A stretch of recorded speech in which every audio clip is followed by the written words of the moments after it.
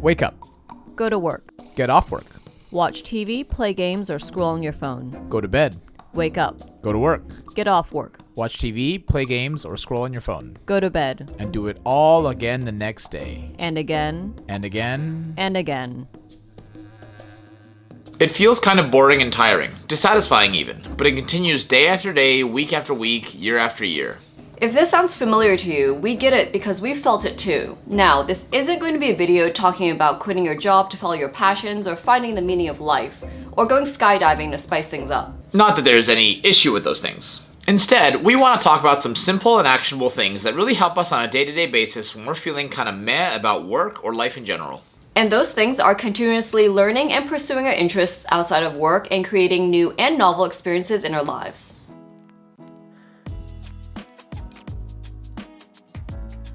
At some point in our lives when we're growing up, we think about starting our eventual careers as an exciting new milestone in our lives, an achievement we reach after putting in the work to study or train. But our perspectives can change and the excitement can fade when we actually get started with work. We settle into routines doing similar tasks day after day, and sometimes we find ourselves just on autopilot, even if we're in jobs we love. And while there's always the prospect of the next big career milestone, the time frames for getting to these milestones are usually quite long. And then there's also the question of, do we really want to hit that milestone, or are we just doing it because it's the next thing that we're supposed to do? Either way, it can be difficult to stay motivated and feel that same excitement or enthusiasm, and when the hours get long and the work is demanding, it's even possible to burn yourself out.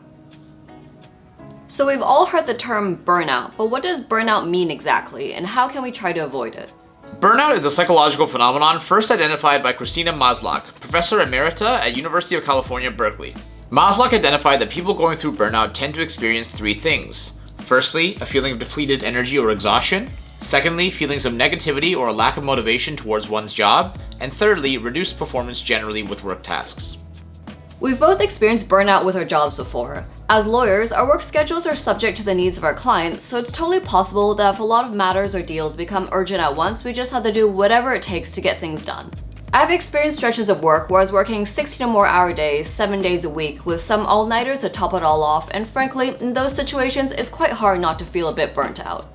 It's not just lawyers either. Burnout affects all industries. A 2018 survey reported that in a sample of nearly 7,500 full-time employees, 23% of them reported feeling burnt out always or very often.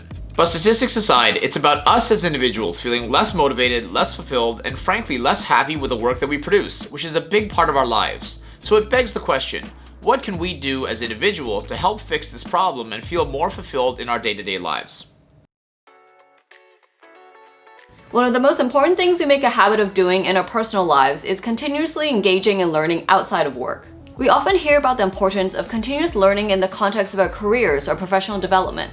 For instance, if you're a lawyer in Hong Kong and in many other jurisdictions, it's actually mandatory to complete a certain amount of continued professional development courses every year.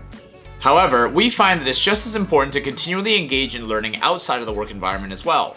This can be tricky at times because sometimes it feels like we dedicate so much of our mental capacity towards work that after work, the idea of learning more stuff just seems really daunting and exhausting, and all we want to do is switch our brains off and relax for a bit.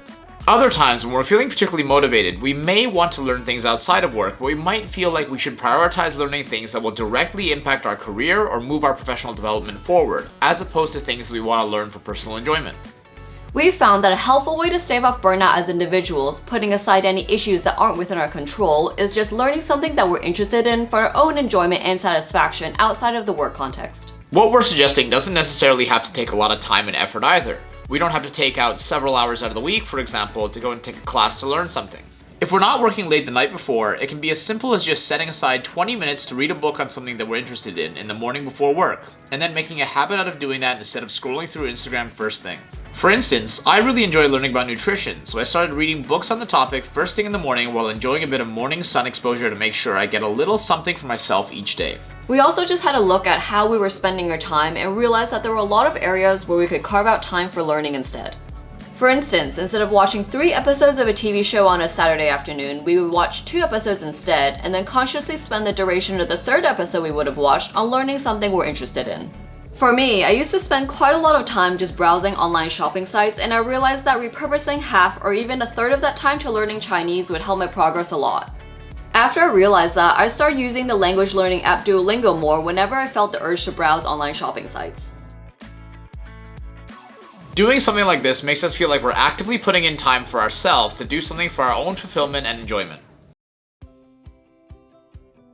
The other important thing that we do is create new experiences and add novelty to our lives. Similar to continuously learning, this doesn't have to be done in a way that requires a lot of time and effort, and also doesn't have to be grandiose, like flying off to a new country or going skydiving. But first, we want to briefly explain the importance of novelty, because this tip isn't just anecdotal, it's grounded in science. In short, the human brain and nervous system are always seeking novelty. Novelty is one of the top triggers for the release of dopamine in our brains, which is the neurotransmitter responsible for our sense of motivation and wanting. This is why social media can be so addictive. When we pick up our phones and check social media, but do it compulsively as opposed to making the conscious decision to do so, this is because our brains and our nervous systems are seeking novelty. The algorithms of social media are designed in part around a desire for novelty, which is what keeps us scrolling for ages at a time looking for new and exciting things to look at.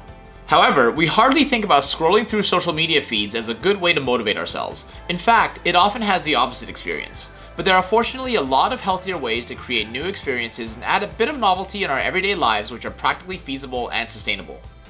For us, this can be anything from choosing to take a walk someplace different during lunchtime or listening to a new podcast, to trying out a new coffee shop or exploring a new area in our city. Any way to mix up our routine counts and helps shake the feeling of just going through the daily grind on autopilot and add some interest and excitement to our lives. It might not seem like a lot, but it really does help. So there you have it, guys. Those are many things that we've incorporated into our day-to-day lives to help combat the feeling of being burned out from work and the daily grind. Now truthfully, there's only so much we can do as individuals when we're feeling burnt out, as burnout is inherently linked to our work. However, we do feel like these small things that we can do can impact our individual circumstances when we're feeling this way. Thanks a lot for watching, guys. If you like this video, please hit that like button below and consider subscribing. And if you have any thoughts on future videos you'd like to see, or if you want to discuss any of the things we talked about in this video, please let us know in the comments.